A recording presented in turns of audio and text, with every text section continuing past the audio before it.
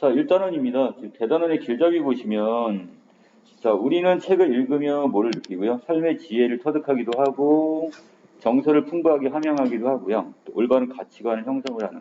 자, 이게 바로 독서의 어떤 효용, 가치가 되는 거죠. 자, 그래서, 자, 아랫부분에 보시면 거기도 구체적인 어떤 내용들이 나와 있긴 한데, 자, 바로 우리가 지금 진로, 그러니까 여러분들이 이제 앞으로 이제 진로 관련 독서를 좀 많이 하게 될 텐데, 자, 그리고 이것과 그 다음에 우리 문학 작품을 읽는 것과 어떤 유용성, 어떤 가치가 있는지 같이 연결시키면 될 것 같습니다. 자, 먼저 자, 1-1 부분에 자, 확신이 없어도 괜찮아인데 자, 이것을 읽으면서 우리가 자발적으로 어떤 글을 찾아 읽는 이런 어떤 태도 이게 좀 필요하다고 얘기를 하고 있네요. 자, 어떤 분은 여러분들이 어떤 인생의 어떤 책을 만나는 경우도 있을 거예요. 책을. 그러면서 여러분들 인생이 바뀔 수도 있단 말이죠. 자, 그래서 이 부분에서는 지금 어떻게 청소년들에게 어떻게 자기의 진로를 선택하는 거에 어떤 중요성, 꿈을 갖는 것의 중요성을 좀 이야기를 하고 있습니다. 자, 그래서 자, 다시 정리 좀 할게요. 윗줄 보시면 자, 이글은 자신의 진로나 관심사를 확인하지 못하고 불안한 청소년들에게 자, 여기서 청소년들에게 진정한 꿈과 가치 있는 삶이 무엇인가를 인지를 생각하기에 원하는 수필입니다. 수필.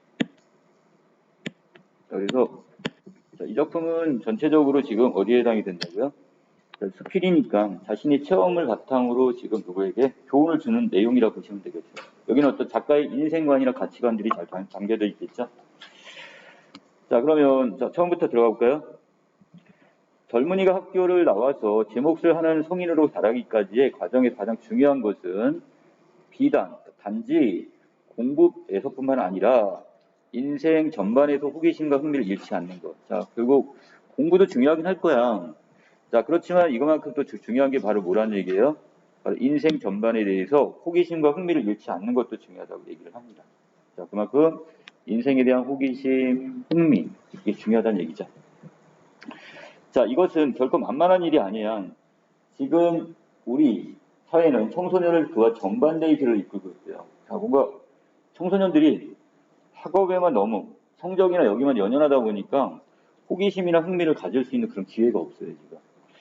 자, 밑에 호기심을 죽이고 냉소, 비웃거나 또는 무관심, 자, 세상에 대해 냉소적인 태도, 비웃는 태도나 또는 무관심의 태도로 몰고 가고 있습니다.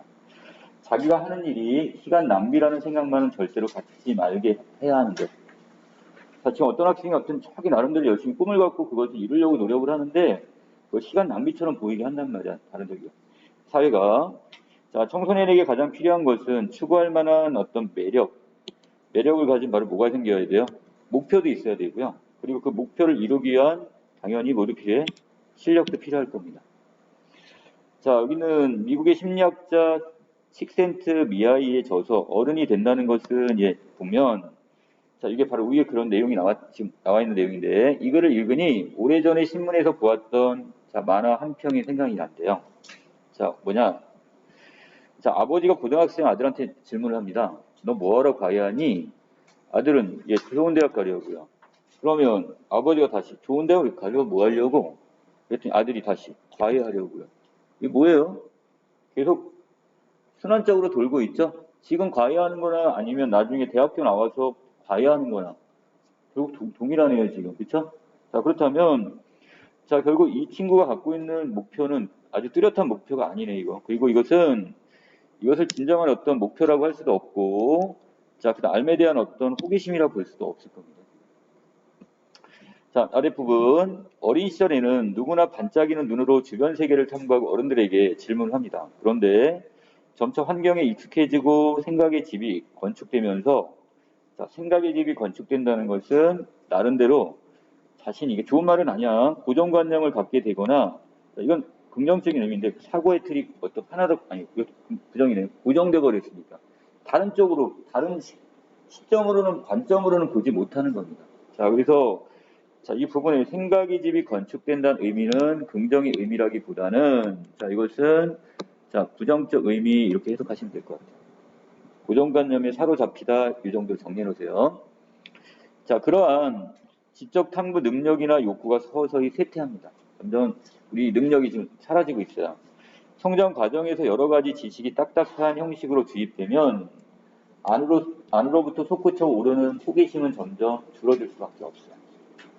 자, 결국 어떻게 계속 어떤 획일화된 교육만을 이렇게 계속 강조를 하다 보면, 자, 그러면 당연히 1 더하기 1은 2야 이렇게 그냥 하나의 답만을 요구하게 된다면 결국 어떻게 그 청소년들의 호기심은 점점 줄어들 수밖에 없습니다. 공부가 대입의 수단으로 전락하고 대학 공부마저 취업을 위한 시험 준비로 획일화되는 상황에서 지성은 거의 실종되어 버립니다. 자, 결국 바로 올바르게 판단할 수 있는 그런 능력, 이해 능력이 필요한데 이런 것들은 이제 어떻게 돼? 더 이상 쓸모가 없어. 그냥 단순하게 문제와 답을 외우는 식, 이런 어떤 획일화된 교육으로 바뀌어버린다는 얘기죠. 자, 도구화된 공부는 열정을 수반하기 어렵게 됩니다.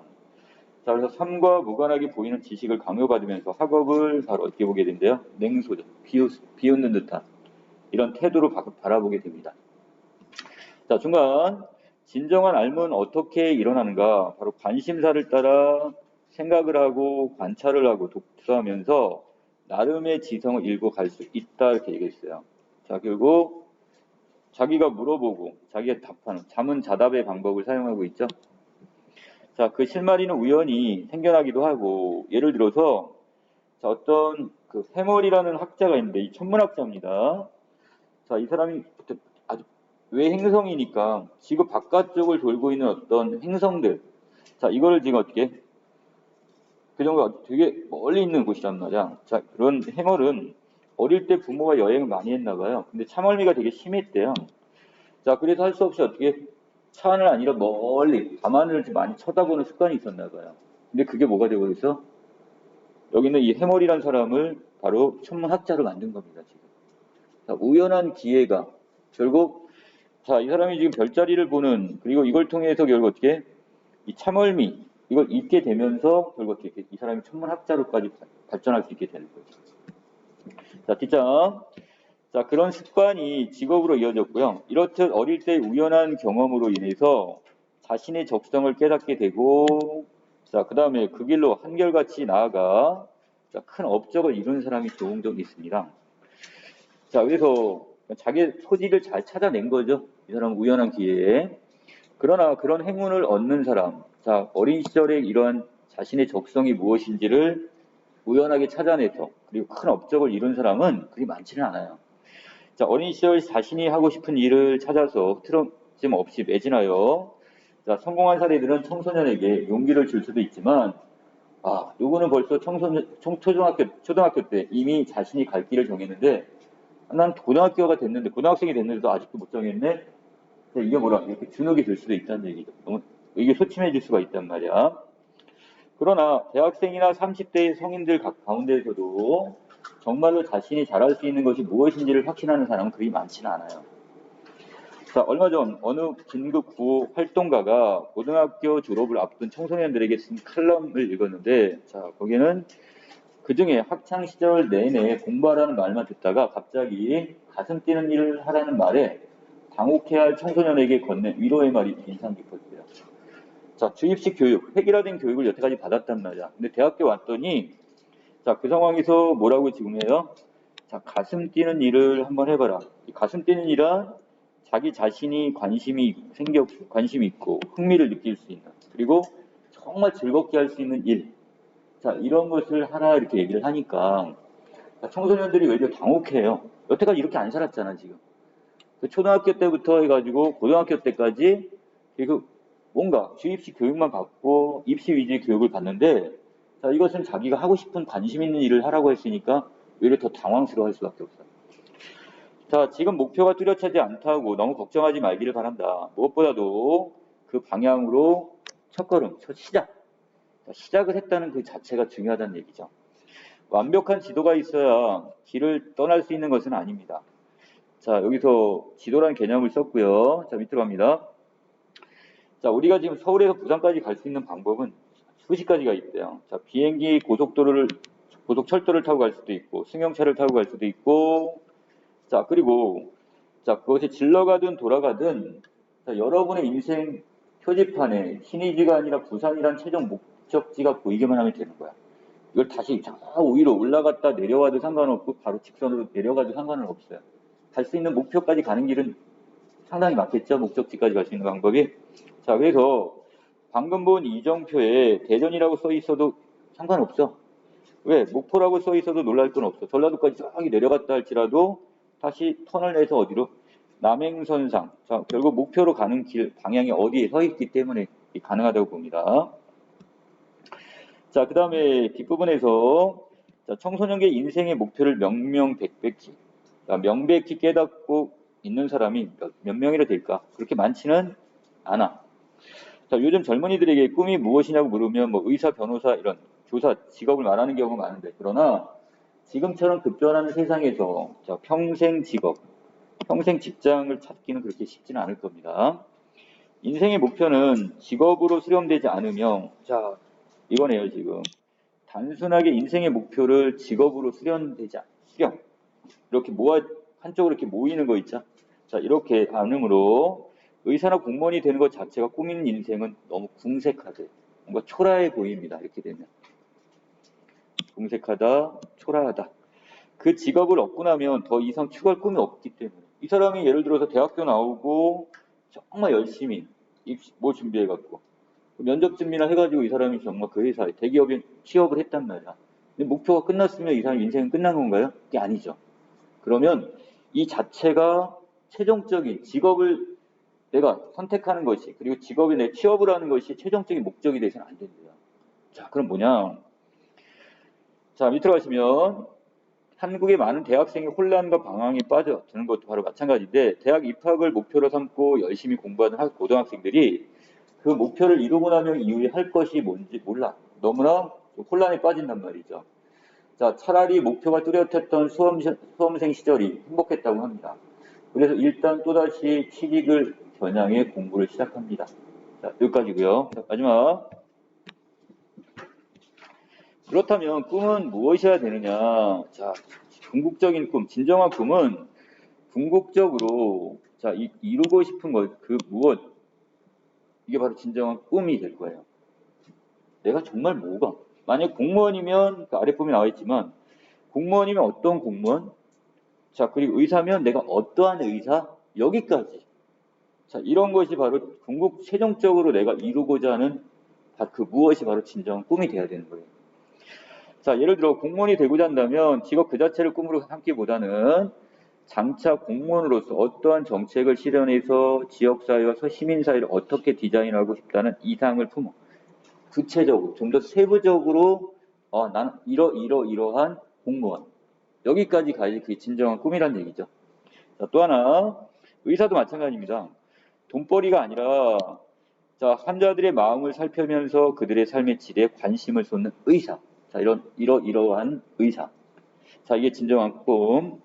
자, 이 사람은 전혀 다른 인생을 살고 있다고 할 수 있어요. 돈벌이의 분야 아니면 이런 의사냐. 여기 따라 좀 달라진다는 얘기인데, 가치 있는 삶을 꿈으로 갖기 위해서는 진정 중요한 것과 중요하지 않은 이걸 분간할 수가 있어야 돼. 이게 바로 진정한 꿈을 갖기 위한 전제 조건. 이는 자, 여기서 자, 다시 한번 정리할게요. 진정 중요한 것이 무엇인지, 그리고 자, 별로 중요하지 않은 것은 또 무엇인지, 이걸 구분할 수 있는 능력이 필요합니다. 자, 그리고 이는 청소년기의 적성의 검사와 못지않게 중요합니다. 자, 표대, 다른 말로 목표, 목적.